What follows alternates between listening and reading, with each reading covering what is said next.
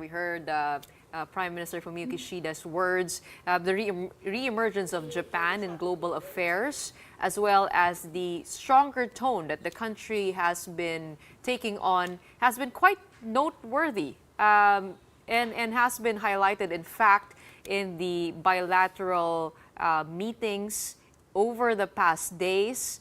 Tell us what's been your takeaway, and what's been significant for you in this trilateral summit. Well, of course, as Sean mentioned, the three countries are all democracies, and then Japan and the Philippines shares the same maritime issues, the maritime problems, and then we share the same value and interest in the ocean. Of course, the US and Japan is the allies, but even without the US, in the past decade, the Philippines and Japan had expanded the bilateral defense cooperation since, I think since the 2013, when the Typhoon Yolanda hit the Philippines.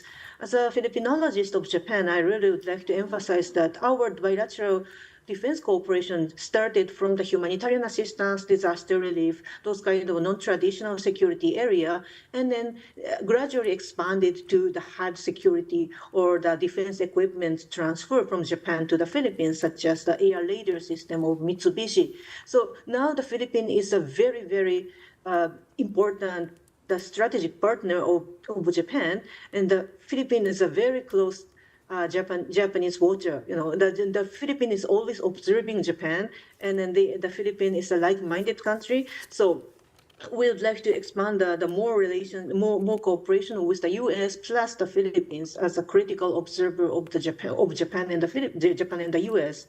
For us, as Shaw mentioned, the trilateral cooperation should be institutionalized. So this summit is the first step to institutionalize, to regularize our dialogues, to keep the momentum of those trilateral interests, to keep the momentum of dialogue for the common interest and common issues.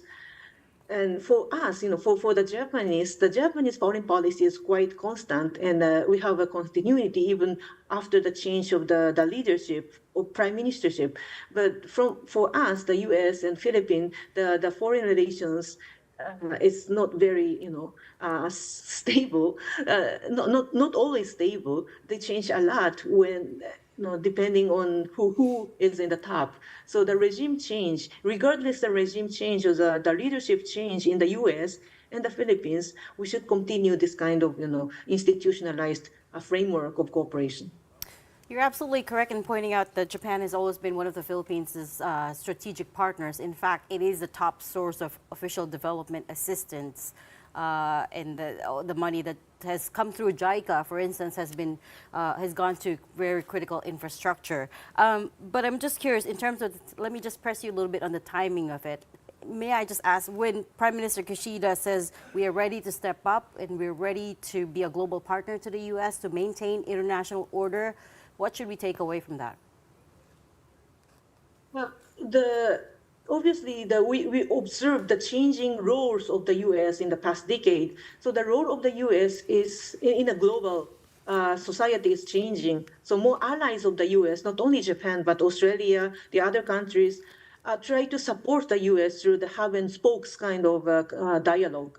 So that is why the Prime Minister Kishida, before the Trilateral Summit, in his speech in the U.S. Parliament, he emphasized that Japan is already standing shoulder to shoulder with the U.S., and the U.S. is not alone. So we are, Japan is always with you. So that's very strong message that he had to mention in that stage. So, before, I think it's similar in the Philippines, as an ally of the asymmetric military alliance, Japanese people sometimes thought that, okay, the U.S. is always forcing us.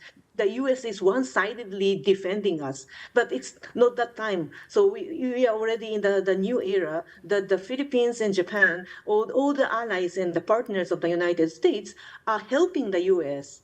side by side, and then to maintain the international order. So we can do something together with the US. The US is not forcing us. We are not the puppet of the US. We can do together with the US for the rulemaking.